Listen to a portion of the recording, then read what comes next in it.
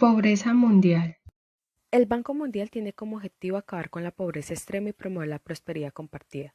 Por primera vez en el transcurso de una generación, la misión de poner fin a la pobreza sufre su peor revés, ya que la pobreza extrema mundial aumentó después de 20 años como resultado de las perturbaciones ocasionadas por el COVID-19, agravadas por las fuerzas del conflicto y el cambio climático.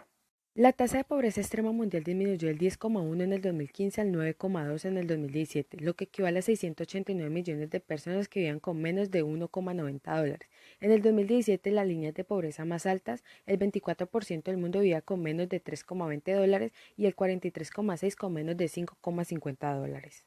En el 2018, cada 5 personas por debajo de la línea internacional de pobreza son en zonas rurales. La mitad son niños, las mujeres representan la mayor parte, la mitad de pobres son de África del Sur en 5 de sus países, más del 40% son afectados por la fragilidad, conflicto y violencia y alrededor de 123 millones de personas pobres en el mundo viven en zonas de alto riesgo. Según un pronóstico inmediato, estimación preliminar sobre el 2020 en el que se incorporan los efectos de la pandemia del COVID-19, se calcula que esta empujará entre 88 millones y 115 millones más de personas a la pobreza extrema, con lo que el total se situará entre 703 millones y 729 millones.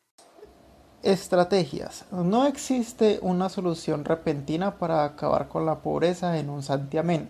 Restaurar lo más pronto posible las diferentes regiones y restaurar los medios de subsistencia, alimentación, empleo, educación, etc. es de máxima prioridad.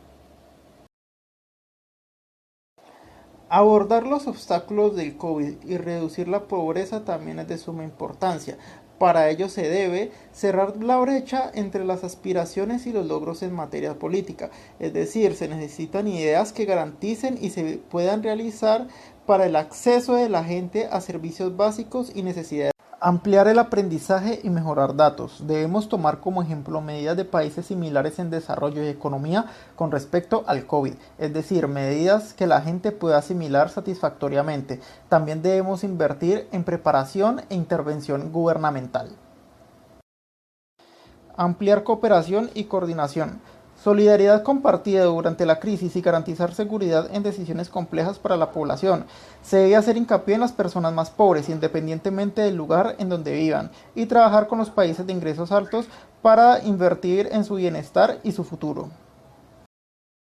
El GBM trabaja con los países en desarrollo con el fin de reducir la pobreza y aumentar la prosperidad compartida, financiando proyectos que puedan tener efectos transformadores en las comunidades y ayudando a los gobiernos a adoptar políticas más inclusivas y eficaces que beneficien a poblaciones completas. El GBM trabaja de la mano con el Fondo Monetario Internacional, FMI, que se ocupa de estabilizar el sistema monetario internacional y actúa como autoridad de supervisión del sistema monetario internacional.